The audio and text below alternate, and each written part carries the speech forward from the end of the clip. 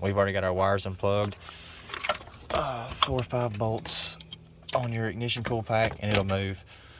So now, once Noah gets his hand out of the way, so our lovely people can see, we're gonna take our 4 8mm bolts out of our valve cover and we'll pop it off so we can watch our rockers and see what's going on. All right, so we're gonna start it up. Let's go take a look at these rockers.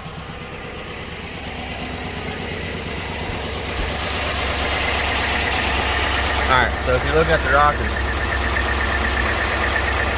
they're all bouncing except this one right here. You're in my way. My bad, Noah. So you got that one that's not bouncing, so we've got a bad lifter on the intake of cylinder 6 right there. So there it is. Bad lifter. Got to tear it down.